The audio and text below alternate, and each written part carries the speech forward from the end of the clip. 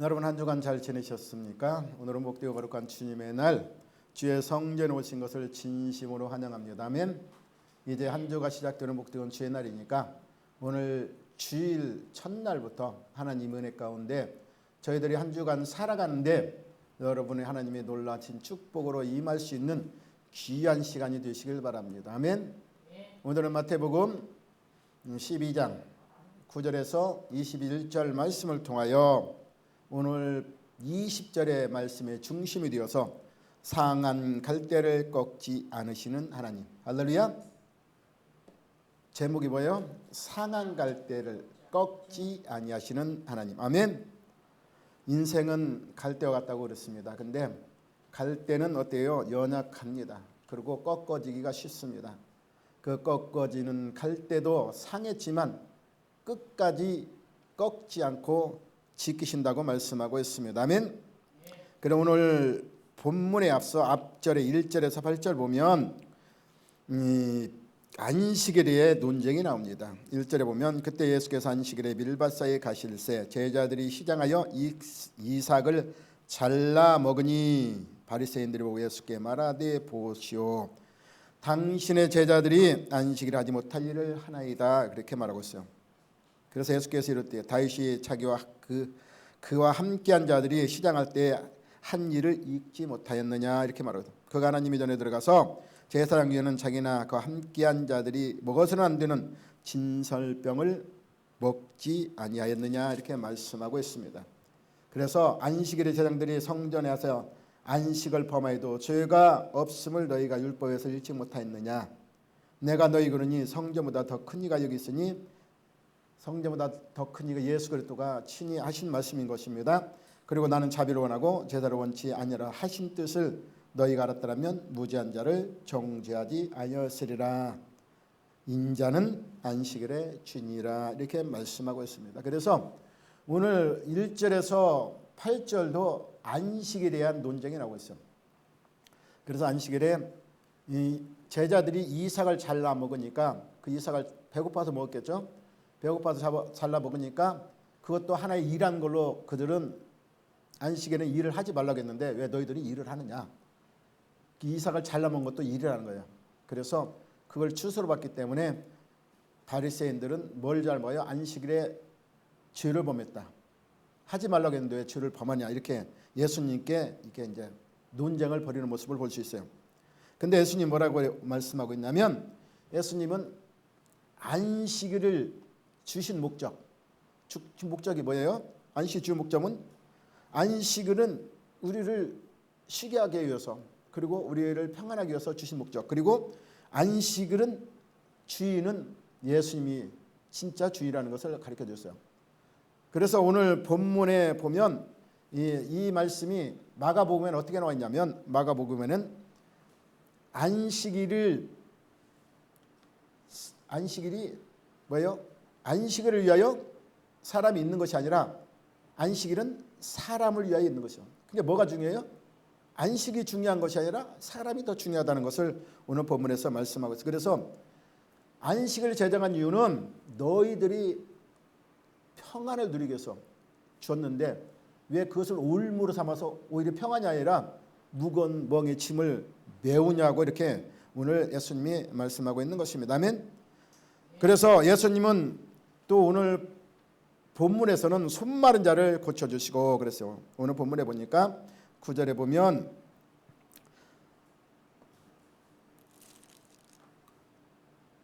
거기에서 이제 그들과 쟁론에서 이제 떠나 회당에 들어가시니 한쪽 손마른 사람이 있는지라 해서 사람들이 예수께 고발하여 물어야되 안식일에 병 고치는 것이 옳으니까 이렇게 말씀하고 있어요. 그러니까 예수님이 또 비유로 말하잖아요. 뭐라고 말해요? 너희 중에 어떤 사람이 양 한 마리가 있어 안식일에 구덩이에 빠졌으면 끌어내지 않겠느냐. 양이 죽어가는데 그냥 안식이라고 안 끌어내면 그 양 죽게 놔두죠. 절대 이 사람들은 손해보지 않기 위해서 끌어낸다는 것입니다. 너희는 그렇게 하면서 왜 이 안식일에 이 사람 엄청 힘들고 어려운 이 사람 병 고치는 것이 죄가 되겠느냐 이렇게 말씀하고 있어요. 그리고 나서 예수님은 뭐예요? 안식일에 선을 행하는 것과 악을 행하는 것 그 중에 어떤 것이 옳으냐 너희들이 한번 분별해봐라. 안식일에는 너희들이 그렇게 정죄하고 판단하는 죄를 짓는 것보다 차라리 선을 행하는 것이 낫다는 것을 우리에게 보여주고 있습니다. 아멘. 그래서 예수님께서 뭐라고 했어요?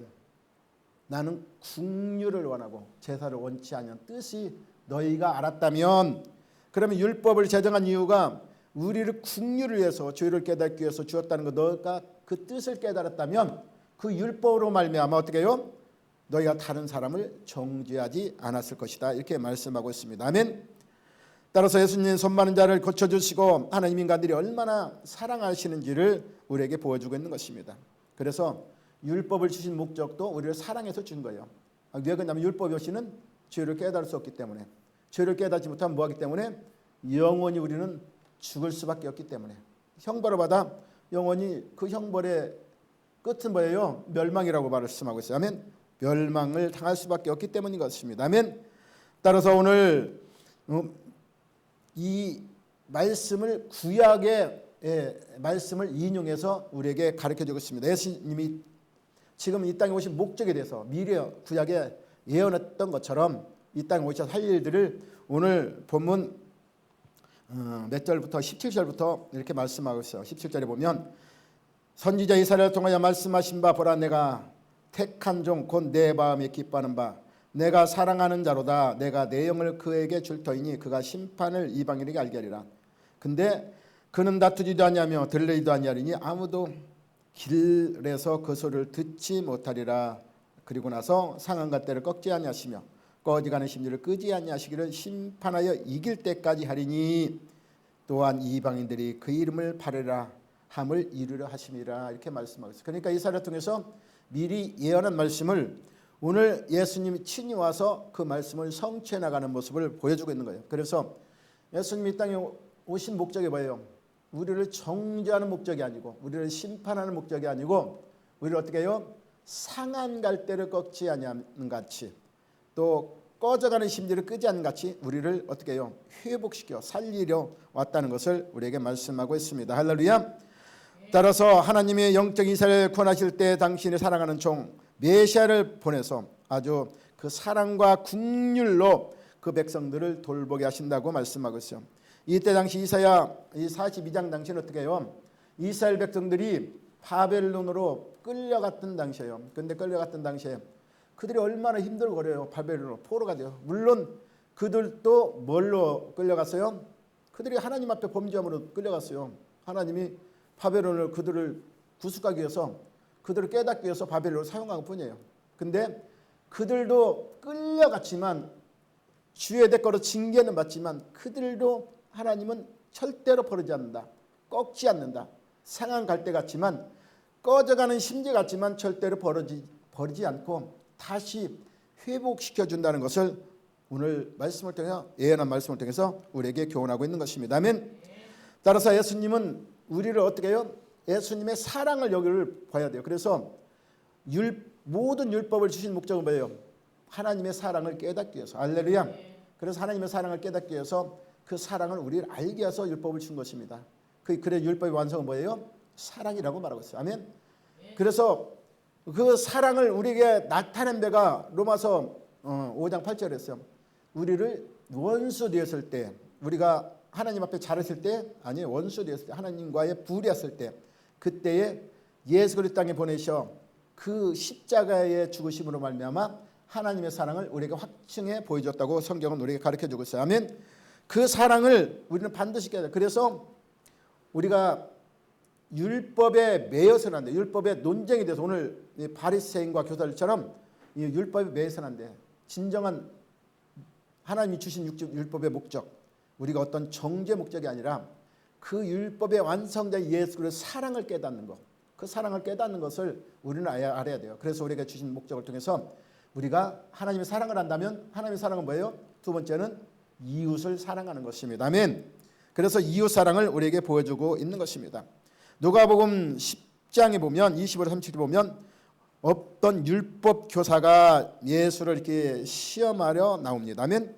그래서 그가 예수께 나와서 어떻게 물어보냐면, 율법에 어떻게 하면 영생을 얻을 수 있을까? 예수님을 그냥 시험해. 율법사니까 그가 모르겠어요? 율법사는 율법을 다 가르치는 사람인데, 아는 사람인데, 그래서 예수님을 시험하기 위해서 예수님께 물습니다.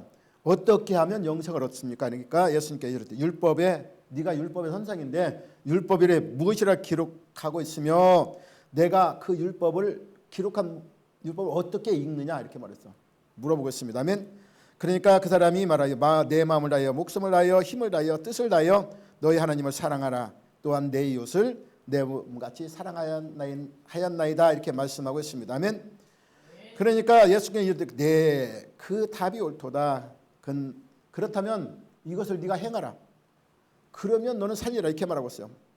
그러니까 이 사람이 그러면 이제 예수님께 한 가지 더 물어봐.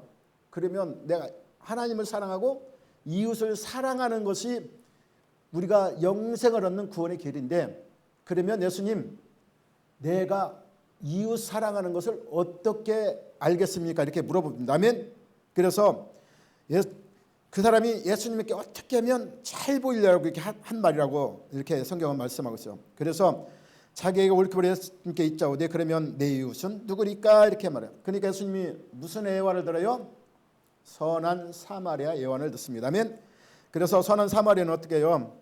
이 사마리아인이 이방인이 사마리아로 가다가 강도를 만났어. 강도를 만나 거의 다 빼앗기고 죽을 지경까지 맞았어요. 아멘. 그래서 쓰러져 있을 때에 어떤 사람? 제사장이 먼저 지나갔습니다. 아멘. 제사장이라면 지금 누구예요? 목사예요. 목사. 지금 교회 목사가 병든 사람 저기 다 있어. 쓰러져 있는데 그냥 지나가. 그러면 성경은 우리에게 뭐라고 말했다고요?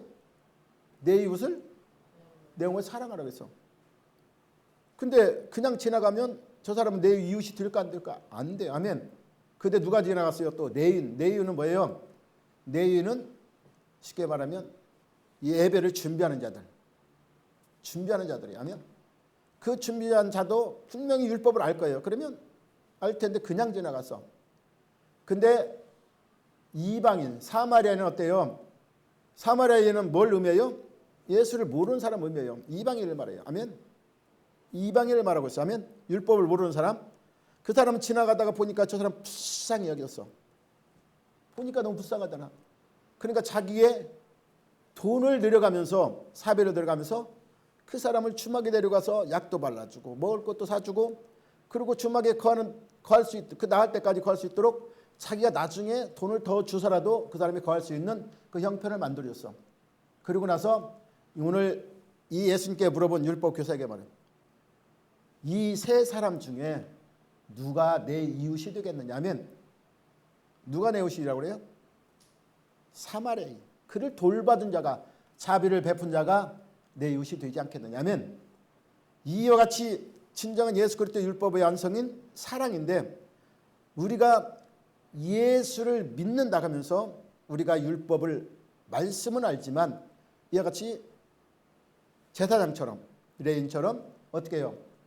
알고는 있는데 그냥 지나가 버리면, 행하지 않으면 그 이웃이 될 수 없다는 것, 이웃사랑이 아니라는 것을 우리에게 보여줘요. 그래서 율법의 진정 목표는 행하는 것입니다. 그 사랑 안에서 지키는 것이라는 것을 우리에게 보여주고 있습니다. 아멘. 따라서 오늘 이 예수님이 상한 갈대에 대한 그 말씀은 인간에 대한 사랑이 얼마나 하나님의 사랑이 큰지를 우리에게 보여주고 있습니다. 아멘. 그래서 세상엔 상처난 인간들을 세상은 어떻게 해요? 버려지지만, 그들은 버려지지만 예수님은 세상으로 어떤 상처에 있는 사람도 끝까지 찾으시고 그들을 돌봐주신다는 그 말씀을 우리에게 보여주고 있는 것입니다. 그래서 상한 갈대를 꺾지 않는 것은, 그랬어요, 메시아 오셔서 사역하는 행동에 대해서, 그 사역에 대해서 우리에게 가르쳐주고 있고, 그 상한 갈대는 우리를 상징하고 있다는 것을 보여주고 있습니다. 갈대는 바람이 불면 어떻게 해요? 사람들이 갈대밭에 가면 바람 불면 흔들리는 거 보면 어떻게 해요? 이쁘다고 그러죠. 이쁘다 참. 근데 이 아무리 이뻐도 세게 불면 꺾여지게 돼서, 꺾이면 어떻게 해요? 아무 쓸모 없는 거예요. 아멘. 그래서 이 상한 갈대, 꺾어진 갈대는 아무 쓸데 없는 것입니다. 가치도 없는 것이고. 아멘. 그런데도 하나님 어떻게 해요? 그 꺾여졌지만 아주 떼어내진 않아요. 꺾여진 것을 완전히 뽑아버리지는 않는다고 말하고 있어요. 아멘. 하나님은 꺾지 않는 마음으로 예수님 세상 오셔서 우리를 구원하실 것을 애고하고 있는 것입니다. 아멘. 초로 인생이라는 말이 있습니다. 아멘. 그 말의 뜻은 풀에 맺힌 이슬 같은 인생이라. 이 풀에 맺힌 이슬 보면 어떻게 해요? 해가 뜨면 어떻게 할까? 다 사라지잖아. 아멘. 그것이 바로 인생이라는 것입니다. 할렐루야. 이같이 우리 인생의 무상함은 바로 우리의 연약함을 보여준다는 것을 우리에게 말씀하고 있어. 그래서 우리들 역시 지금 이 순간의 겉으로는 우리가 여러분 다 평안해 보이는 것 같지만 속으로는 마음의 아픈 상처들이 많이 가지고 있는 사람들을 많이 볼 수 있다는 것입니다. 아멘. 그래서 그런 상한 심령 속에 살아가는 인간의 모습들을 볼 수 있다고 말하고 있어요. 그래서 우리 인생에 얼마나 많은 아픔을 안고 살아가고 있으며 얼마나 인생이 쉽게 쓰러질 수밖에 없는지를 오늘 본문을 통해서 우리는 깨달으시기 바랍니다. 아멘.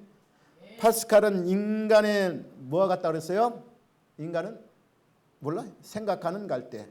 인간은 생각하는 갈대 같다 그랬습니다. 갈대의 연약함을 보여주지만 그래도 인간은 뭐가 있어요? 생각이 있다는 것입니다. 아멘. 그 생각 속의 공간 속에서 우리는 연약한 모습 속에서도 우리가 생각 속에서 예수 그리스도를 통해서 새 힘을 얻을 수 있는 놀라운 이 생각을 우리가 마음을 가질 수 있다는 것을 우리에게 표현하고 있습니다. 아멘. 또한 우리 인간의 마음은 어떻게 해요? 너무 연약한, 특히 여자의 마음을 뭐라고 그래요? 갈대와 같다고 말하고 있습니다. 왜? 쉽게 흔들린다는 것이요. 인간의 여자뿐만 아니라 모든 사람의 마음이 그래요. 쉽게 흔들립니다. 아멘. 그래서 성경은 종종 인생을 뭐라고 말하냐면 갈대라고 표현하고 있습니다. 마태복음 11장 7절에 보면 예수님도 말씀하실 때 너희가 무엇을 보려 광야에 나갔더냐 바람에 흔들리는 갈대냐 이렇게 말씀하시죠. 세례 요한이 이 복음을 선포할 때 그들이 나가서 그 말씀을 들을 때 너희들이 그 요한의 말을 들을 때 어떻게 듣고 갈대 같은 마음을 가지고 들었느냐 이렇게 말. 그래서 너희들이 갈대 같은 그 심령으로 우리가 흔들려서는 안 된다는 것을 우리에게 보여주겠어요. 아멘. 그래서 갈대는 너무 연약하고 결코 의지할 만한 존재가 못 되는 것을 우리가 상징하고 있기 때문인 것입니다. 구약에도 너희는 갈대 같은 어디 애굽을 의지하지 말라 이렇게 말합니다. 이때 당시에는 애굽이 강대국이었어요. 근데도 하나님 뭐라고요? 갈대와 같은 애굽. 왜 그러냐면 아무리 강대국이라도 결국은 애굽 어떻게 해요? 나중에 망하잖아. 이와 같이 망할 수밖에 없는 이 인생이라는 것을 보여줘서 그러니까 너희가 아무리 강하다고 생각해도 갈대와 같은 쓰러질 수밖에 없는 존재라는 것을 우리에게 교훈하고 있는 것입니다. 아멘. 따라 오늘 본문에서 하나님은 상한 갈대를 꺾지 아니하시며 꺼져가는 심지도 끄지 아니하신다고 말씀하고 있습니다. 할렐루야. 저 여러분은 어때요? 갈대와 같은 연약한 존재라고 인정하십니까? 할렐루야. 강해요? 나는 갈대 같지 않아요. 근데 우리 인생 다 똑같아요. 갈대와 같은 연약한 존재라는 것입니다. 아멘. 갈대는 꺾이고 상처를 입으면 이젠 더 이상 제 힘으로 일어설 수가 없습니다. 아멘. 그런 상태가 인간의 살아가는 모습에서 자주 나타납니다. 아멘. 그것이 바로 인간의 너무 연약한 존재의 모습을 보여줄 수 있는 것입니다. 그런데 이 연약한 존재 인간의 모습을 하나님은 절대 꺾지 아니하셔. 근데 꺾어졌다고 해도 다시 하나님은 세운다고 말씀하고 있어. 근데 세상은 그렇지 않습니다. 세상은 자비합니다. 아멘. 갈대 같은 인생은 세상 속에서 꺾이면 어떻게 해요?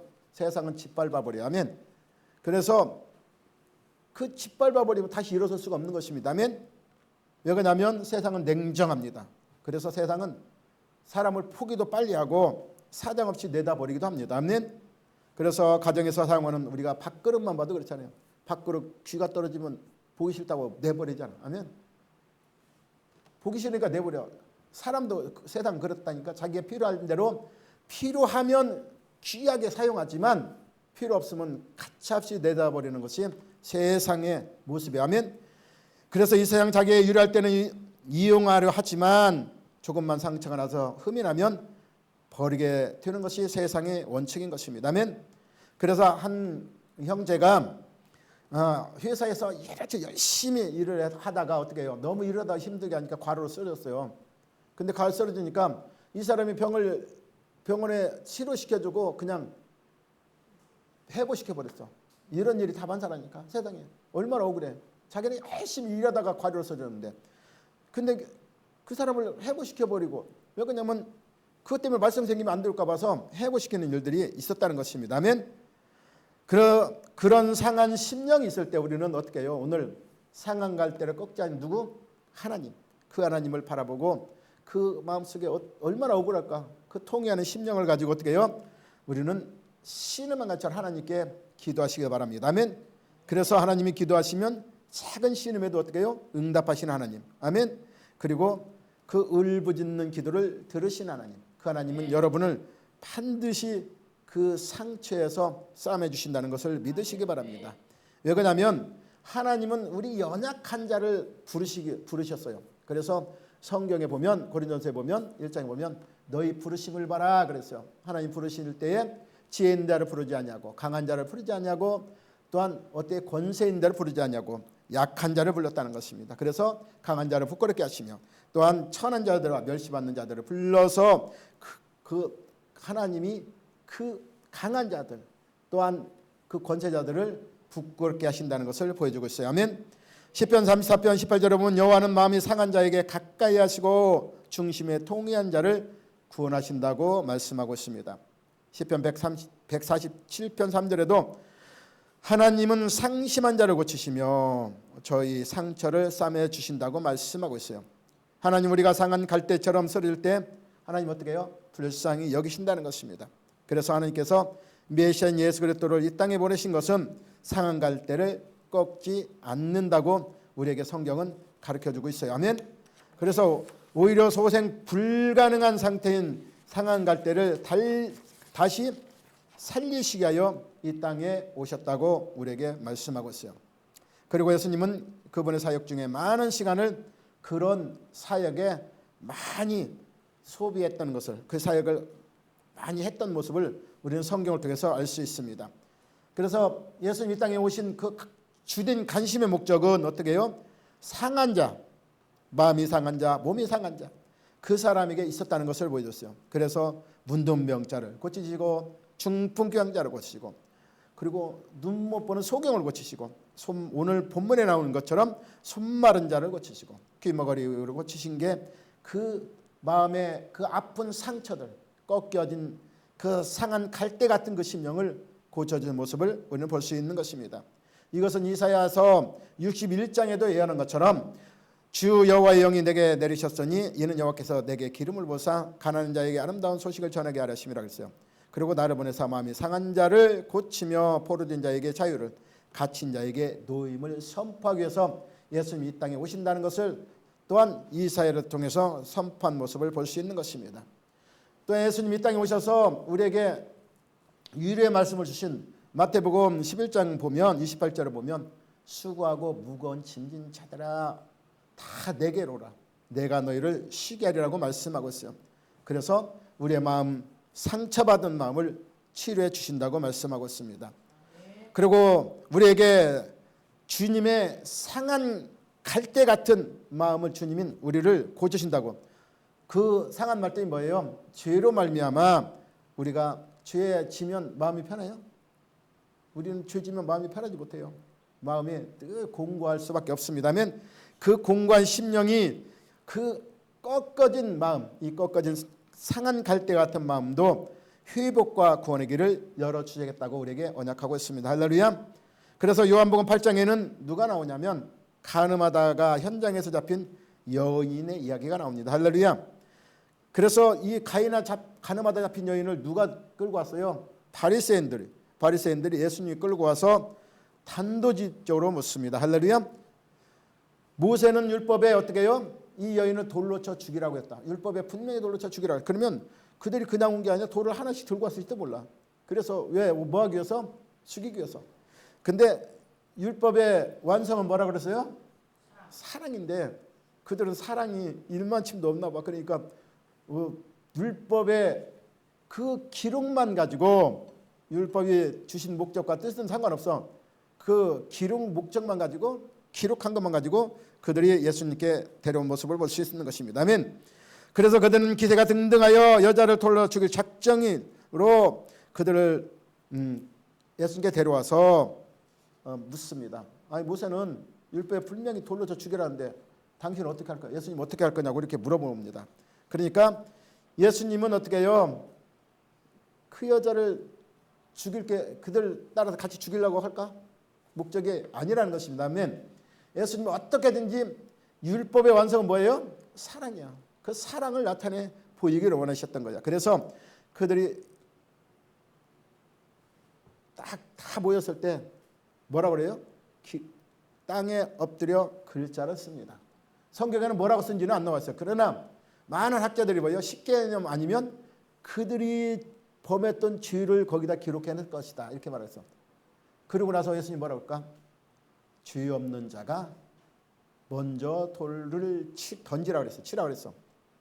그러면 그들의 죄를 자기들 발등상에 발밑에 써놨다면 그 죄가 자기들의 죄가 드러났어 안 드러났어? 드러났잖아. 그러면 죄 없는 자가 돌로 치라고 그랬어. 그럼 자기 죄가 있으니 칠 수 있을 수가 없을까? 없습니다. 아멘. 없으니까 하나 둘 다 물러갔어. 그러고 나서 예수님은 나도 너를 정죄하지 아니하니 그랬어. 그러고 나서 뭐요?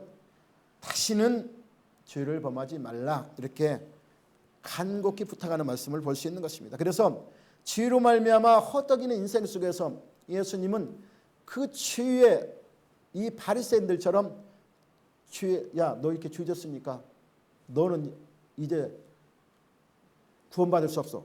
이런 그 율법의 그 글자의 그 율법의 그 형식을 따진 것이 아니라 그 율법의 진정한 주신 목적 뜻 율법의 완전한 사랑을 그들에게 보여준 것을 볼 수 있는 것입니다. 아멘.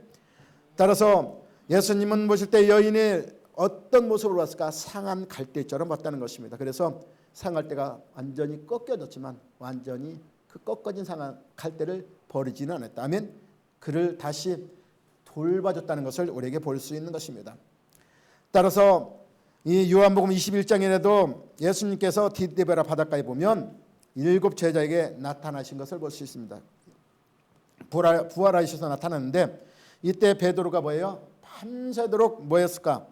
고기를 잡으려 그물을 던졌지만 잡았을까 못 잡았을까? 못 잡았습니다.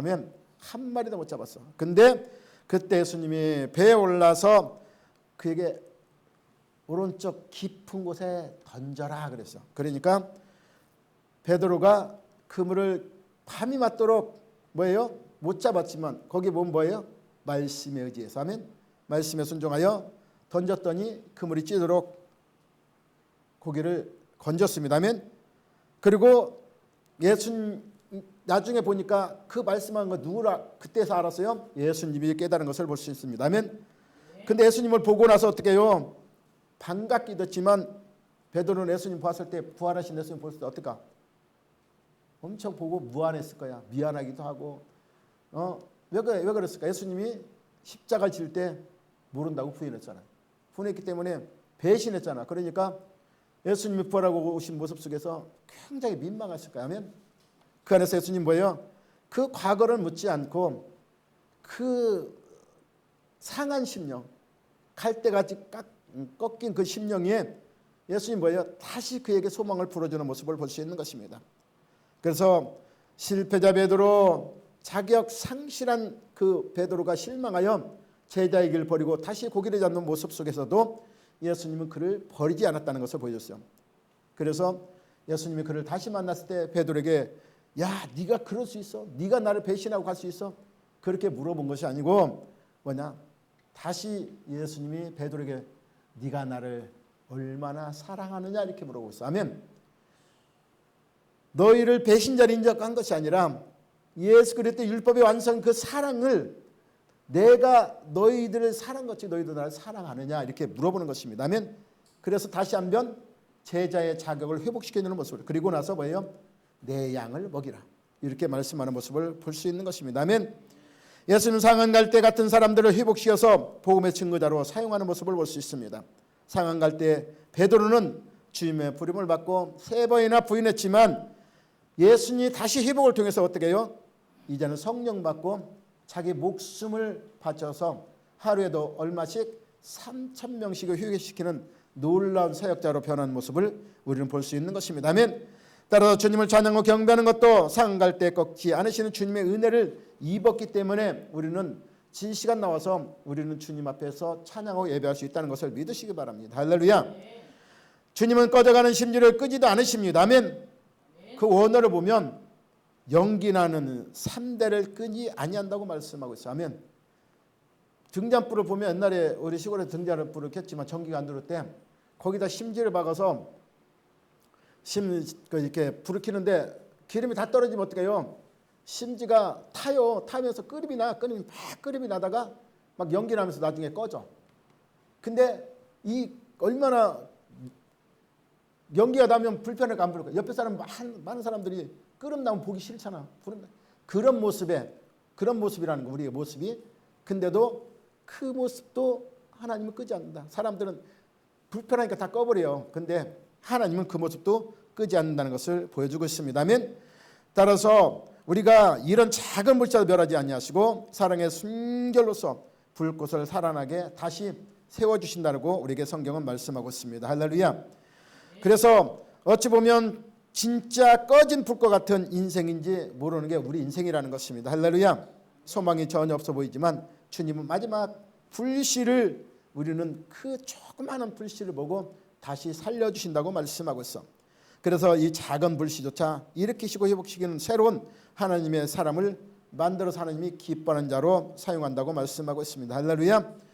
예수님은 누가복음 7장 11절 10절을 보면 나인성 과부의 아들을 살리는 모습을 볼 수 있습니다. 그 나인성 과부는 오직 그 아들 하나 보고 살아갔어요. 근데 아들이 죽었으면 뭐가 끊겼어요? 소망이 끊긴 거야. 소망이 끊긴 뭐예요? 상한 갈대처럼 이제 소망이 없는 삶을 살아가고 있는데 그 모습을 보니까 예수님 뭐예요? 거기에 성경 보면 불쌍히 여겼다고 그랬어요. 아멘. 불쌍해요. 상한 마음을 보면 예수님은 우리를 어떤 마음으로 본다고? 불쌍한 마음. 아멘. 그 불쌍한 마음을 보고 우리를 다시 회복시켜주는 모습. 그래서 그 아들을 살려주는 모습을 볼 수 있는 것입니다. 아멘. 또한 여리고에 가면 누가 있을까요? 삭개오라는 인물이 있습니다. 아멘. 그는 자기 민족들을 세금을 떼어서 어떻게 해요?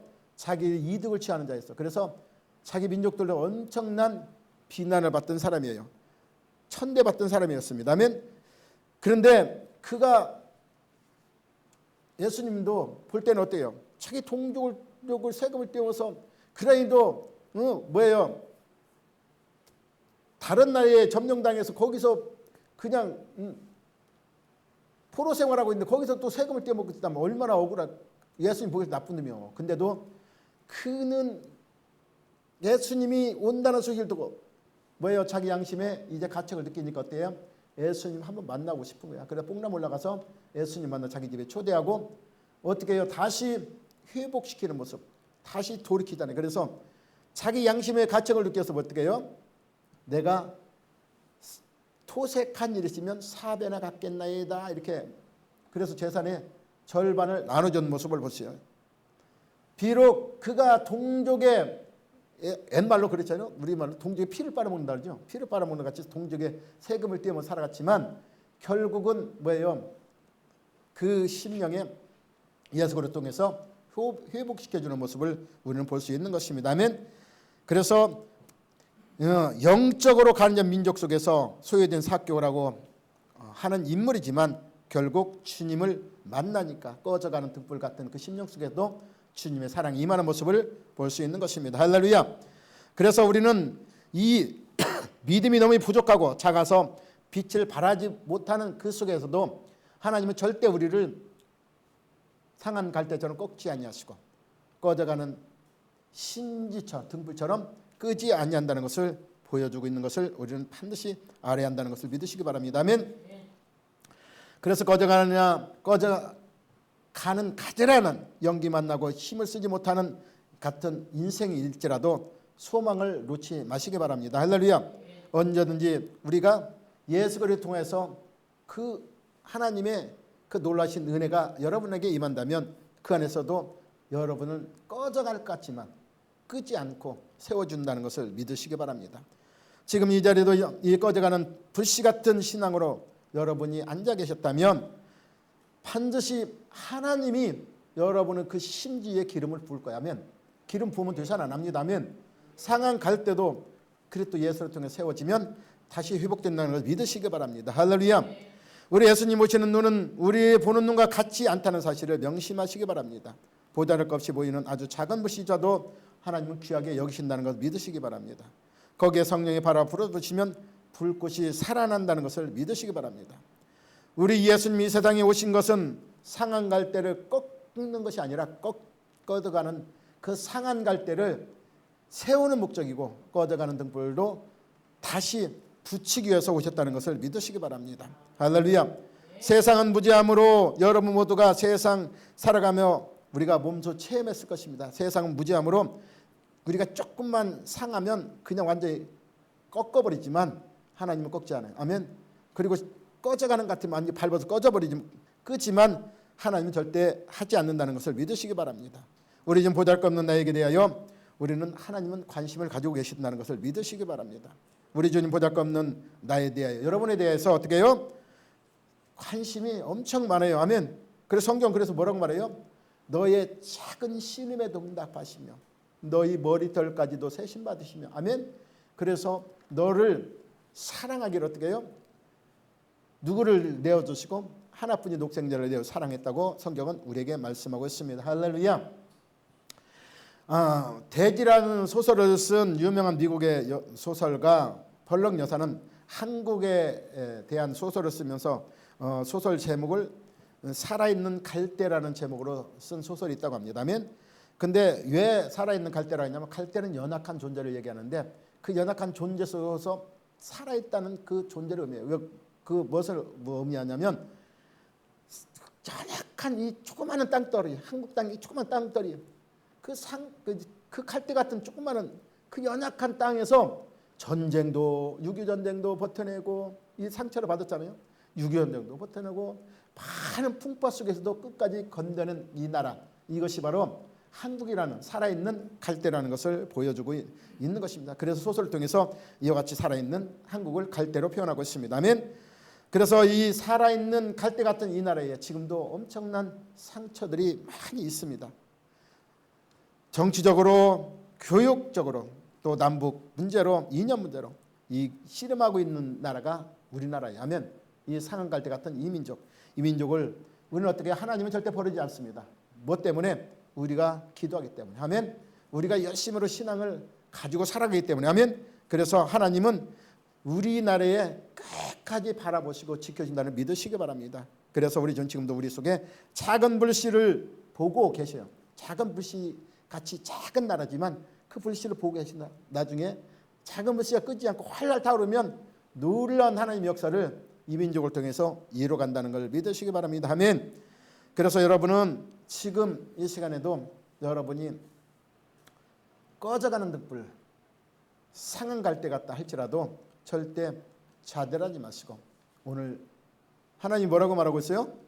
상한 갈대를 꺾지 아니하시며 꺼져가는 심지를 어떻게 끄지 아니하신다고 우리에게 말씀한 것처럼 그 신앙을 끝까지 붙잡고 성경은 뭘로 되어 있어요? 언약으로 되어 있습니다. 아멘. 언약으로 됐다면 언약은 성취될까 안 될까? 됩니다. 된다면 그 언약의 성취를 바라보고 인내하면서 여러분 심령 속에 상한 심령을 끝까지 하나님께 맡기세요. 아멘. 그리고 하나님께 의지하세요. 아멘. 그리고 꺼져가는 것 같지만 소생한다를 믿고 끝까지 좌절함 하시고 소망을 두고 하나님 향해 달려가십시오. 그러면 하나님 여러분을 반드시 붙드시고 이끌어주심에 이제는 상한 갈대가 아니라 건강한 갈대로 또한 꺼져가는 등불이 아니라 활활 타오르는 등불로 여러분을 세워주실 것을 예수 이름으로 축원합니다. 아멘. 기도하겠습니다.